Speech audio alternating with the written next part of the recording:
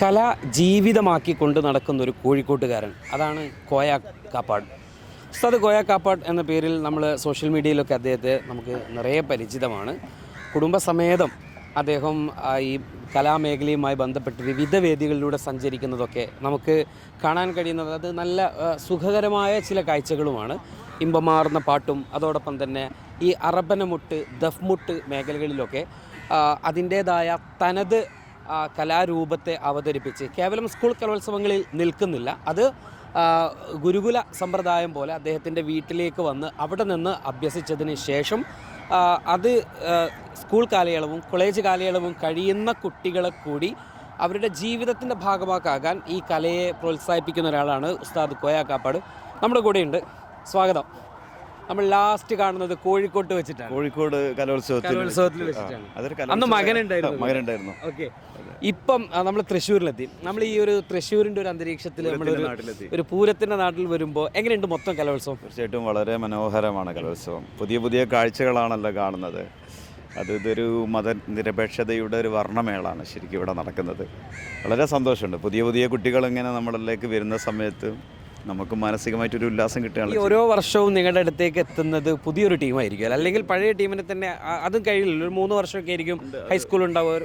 തീർച്ചയായിട്ടും 8ാം ക്ലാസ്സിൽ വരുന്ന കുട്ടികളാണെങ്കിൽ 3 വർഷം നിങ്ങളുടെ കയ്യിലുണ്ടാവും. 3 ചിലത് 5 ഉണ്ടാവും. ഹയർ സെക്കൻഡറി കൂടുമ്പോൾ അവർ പിന്നെ ഇത് വിട്ടുപോലെ. ഇതൊരു ലഹരിയാണ് ശരിക്കും. ഈ ബൈത്തും താളവും ഒക്കെ ഹൃദയത്തിലേക്ക് ശരീരത്തിലേക്ക് സന്നിവേശിച്ച് കഴിഞ്ഞാൽ തന്നെ അവർക്ക് പ്രത്യേകമായൊരു ലയം, ഒരു ലഹരിയായി മാറുന്നത്. നമ്മൾ പറയുമ്പം ഇതിൻ്റെ സാധാരണ ഇതിൽ ബൈത്തുകളാണ്. പക്ഷേ ഈ ബൈത്തിനൊക്കെ അപ്പുറത്തേക്ക് നമുക്കൊരു പുതിയ കാലഘട്ടത്തിനനുസരിച്ചേക്ക് ഈ ഒരു കലാരൂപത്തെ മാറ്റുക എന്ന് പറയുമ്പോൾ അത് തനിമ നഷ്ടപ്പെടാനും പാടില്ല. അങ്ങനെ വരുന്ന സമയത്ത് അതിനെന്തെങ്കിലും നമ്മളൊരു പൊടിക്കൈകളോ അല്ലെങ്കിൽ നമ്മുടെ വക ചേരുവകളോ ഒക്കെ പുതിയ കാലഘട്ടത്തിനനുസരിച്ച് ബൈത്തുകളിൽ നിന്നൊക്കെ അങ്ങനെ ഓരോരോ ചെറിയ മാറ്റമൊക്കെ ശ്രമിച്ചിട്ടുണ്ടോ? അല്ല, ഞാൻ എപ്പോഴും എവിടെ പോകുമ്പോഴും പറയുന്നത് ദഫർ തുകൽവാദ്യമാണ്.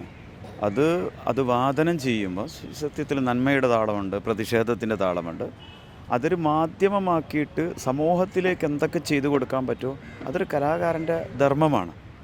നമുക്കൊരു ഒരു നിയമം നമുക്ക് ഉണ്ടാവുമല്ലോ, എന്തിനാണെങ്കിലും ഈ ഒരു തനിമ നഷ്ടപ്പെടരുത് എന്നുള്ള. അതെ, തീർച്ചയായിട്ടും തനിമയിൽ ഊന്നിക്കൊണ്ട് തന്നെ നമുക്ക് സമൂഹത്തിൽ ഗ്രസിച്ചിരിക്കുന്ന ലഹരിക്കെതിരെ, അതുപോലെ തീവ്രവാദത്തിനെതിരെ, വർഗീയവാദത്തിനെതിരെയൊക്കെ നമുക്ക് ഇത് വെച്ചിട്ട് എന്താക്കാം ചെയ്യാം.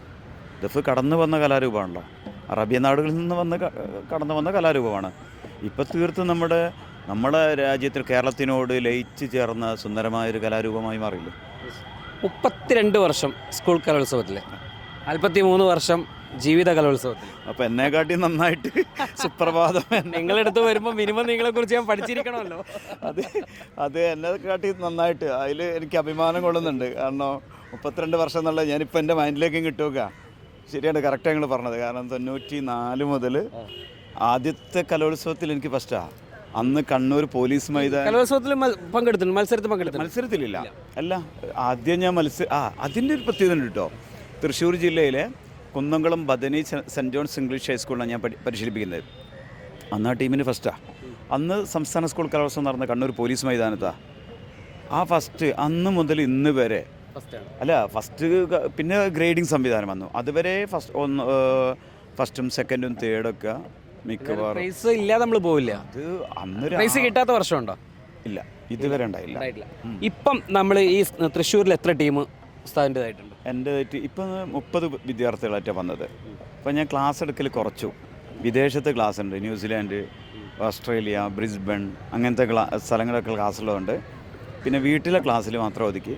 എന്നാൽ സ്ഥിരമായിട്ട് വർഷങ്ങളോളമായി ഞാൻ കൊണ്ടോട്ടി കൊട്ടുക്കരയിൽ PPMHSൽ എനിക്കൊന്നൊരു 25 വർഷമൊക്കെ കഴിഞ്ഞു. അതുപോലെ തിരുവങ്ങൂർ ഹയർ സെക്കൻഡറി സ്കൂളും വർഷങ്ങളോളം അവിടെ ഉപ്പ സ്ഥാപിച്ച ക്ലാസ്സാണത്. ഇപ്പോൾ പരമ്പരാഗതമായിട്ട് കുറേ വർഷമായല്ലോ. ഇപ്പോൾ 145 വർഷമായി വീട്ടിൽ ദഫ് തുടങ്ങിയിട്ട്. 145 വർഷം. 145. ഞാൻ 150 നമുക്കൊന്ന് കൂടാം. അതെ, 100 ഇൻഷാ അല്ലാഹ് അങ്ങനെ പറയാം. അപ്പോൾ ഈ 20 ടീമാണ്. ഇതിപ്പോൾ 20 കുട്ടികളുണ്ട്. 2 ടീമായിട്ടാണ് വരുന്നത്. ഇവരൊക്കെ നല്ല മിടുക്കരായ മക്കളാണ്. ഇന്നേരം ഇവരെ പെർഫോമൻസൊക്കെ കണ്ടിട്ട് എനിക്ക് വലിയ സന്തോഷം തോന്നി. നിങ്ങൾ നോക്കി, ഇതൊക്കെ ചിരിക്കുന്ന മുഖങ്ങൾ മാത്രമേ ഉള്ളൂ. ഞാൻ ലൈഫിൽ കാണുന്നത് ഇവരെ തന്നെ. ഇതൊരു തല്ലിപ്പഠിപ്പിക്കുക ചീത്ത പറഞ്ഞ് പഠിപ്പിക്കുക ഒന്നും ചെയ്യുന്ന സംഭവമല്ല. അപ്പോൾ ഡെയിലി ഇങ്ങനെ ഇവരെ ചിരിച്ച മുഖങ്ങളായിട്ട് കണ്ട് എന്നാലും ഒരു ചീത്തയൊക്കെ കിട്ടും അല്ലേ ഇടക്ക്? അങ്ങനെ ഇതിൽ വേണമല്ലോ, ശിക്ഷത്വവും ഗുരുത്വം ഒക്കെ ആണല്ലോ. അത് ഒരു ആത്മീയതയുടെ താളം പറഞ്ഞല്ലോ. ഇത് വല്ലാത്തൊരു ആത്മബന്ധവും കൂടിയാണ് ഇതുള്ളത്. ഏതായാലും നമുക്ക് പിന്നെ അവർ ചെറിയൊരു പെർഫോമൻസ് അല്ലേ. ഏതാണ് നമ്മൾ ഈ 20 പേരും ആകുമ്പോൾ 2 ടീമാണല്ലോ അല്ലേ? അപ്പോൾ 2 ടീമിൻ്റെ കൂടി ഒന്നാവില്ല. അപ്പോൾ 2 ടീമും കൂടി ഒന്നാകുന്ന ഒരു ഐറ്റം ഏതാണ്? ഇവരൊക്കെ കേവലം ദഫ് പഠിക്കല്ല, ദഫിനെ സംബന്ധിച്ച് പഠിച്ച വിദ്യാർത്ഥികളാണ് ഇവിടെ ഉള്ളത്. അതുകൊണ്ട് തന്നെ ദഫിൻ്റെ ഒരു ശൈലിയുണ്ട്, പതിഞ്ഞ താളത്തിൽ തുടങ്ങി ദ്രുതതാളത്തിൽ അവസാനിക്കുക എന്നുള്ളത്. അപ്പോൾ നമുക്ക് ഒരു ദ്രുതതാളം, പൂരത്തിൻ്റെ നാടല്ലേ, അപ്പോൾ ദ്രുതതാളത്തിൽ എന്താക്കുക ചെയ്യാം ഫസ്റ്റ് ആദ്യത്തേത്. എന്നിട്ട് സുപ്രഭാതം ഏതുവരെയാണോ പ്രേക്ഷകർ ആവശ്യപ്പെടുന്നത് അതുവരെ ചെയ്യാൻ ഞാൻ തയ്യാറാണ്. അപ്പോൾ അവരെ പാട്ട് നമ്മൾ മൈക്ക് കൊടുക്കണമെങ്കിൽ ബുദ്ധിമുട്ടുണ്ടോ ആൾക്ക്? ഓക്കെ. അപ്പോൾ നമ്മളിപ്പോൾ കാണാൻ പോകുന്നത് 20 അംഗങ്ങളുള്ള 2 ടീമിൻ്റെ ഒരുമിച്ചുള്ള പെർഫോമൻസ് ആണ്. ഒരേ താളത്തിൽ 2 സ്കൂളിലുള്ള ടീമുകൾ ഒരു പക്ഷേ വേറെ നമുക്ക് കിട്ടില്ല. അത് കോയ കാപ്പാട് ഉസ്താദിൻ്റെ ഈ ഒരു ടീം എന്നായിരിക്കും. നമുക്ക് ആദ്യം ആ ഒരു പ്രദർശനം കാണാം. അതിന് ശേഷം നമുക്ക് 2 സ്കൂളിൻ്റെയും കുറച്ച് പെർഫോമൻസ് 2 സ്കൂളിൻ്റെതുമായിട്ട് കാണാം. അപ്പം പാട്ട് പേരെന്താണ്? അഫ്ലഹ. എവിടെ സ്ഥലം? ഞാൻ ഇവിടെ പുല്ലാര, മഞ്ചേരി. മഞ്ചേരി പുല്ലാരയാണ് അല്ലേ? അഫ്ലഹാണി പാട്ട് പാടുന്നത് അല്ലേ? ഓക്കെ.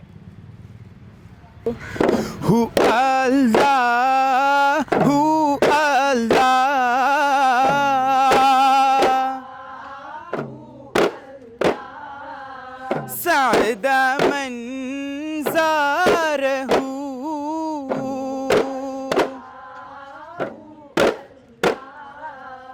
الصلاة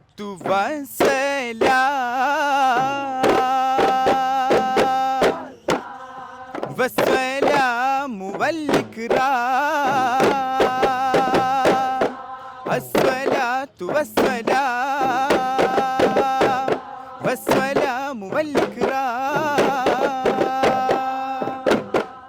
നമ്മൾ നേരത്തെ തുടക്കത്തിൽ പറഞ്ഞിരുന്നു പാരമ്പര്യമായിട്ടുള്ള ബൈത്തുകൾ ഈ കാലാതീതമായി ഇതിൻ്റെ ചെറിയ മാറ്റങ്ങളൊക്കെ ഉണ്ടാകുമെന്ന് പറയും. ഇനി നമ്മൾ കാണാൻ പോകുന്നത് തീർച്ചയായിട്ടും ഈ കലോത്സവം എന്നുള്ളത് ഉത്തരവാദിത്ത കലോത്സവം, മതനിരപേക്ഷതയുടെ വർണ്ണമേള എന്നുള്ളതാണല്ലോ. അപ്പോൾ അതുകൊണ്ട് തന്നെ നമുക്ക് സമൂഹത്തിന് കൈമാറാനുള്ള ഒരു ബാറ്റൺ കൊടുക്കണം എപ്പോഴും.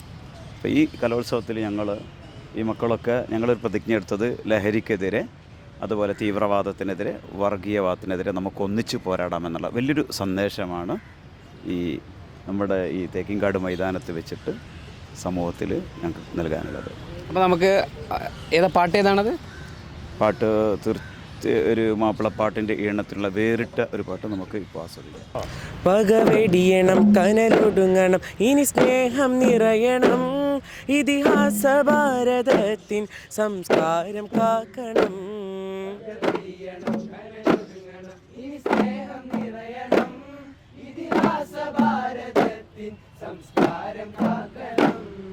ഹിന്ദു മുസൽമാനും ക്രിസ്ത്യാനിയും ഇന്ത്യ തന്നൂടെ മക്കളെന്നോർത്തിടണം.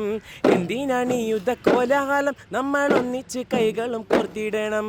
കൃഷ്ണനും ക്രിസ്തുവും നബിയും പറഞ്ഞുള്ള സൽമാർഗ പാതയിൽ നീങ്ങിടണം. പകവെടിയണം, കനലൊടുങ്ങണം, ഇനി സ്നേഹം നിറയണം, ഇതിഹാസ ഭാരതത്തിൻ സംസ്കാരം കാക്കണം. പകവെടിയണം, കനലൊടുങ്ങണം, ഇനി സ്നേഹം നിറയണം, ഇതിഹാസ ഭാരതത്തിൻ സംസ്കാരം കാക്കണം.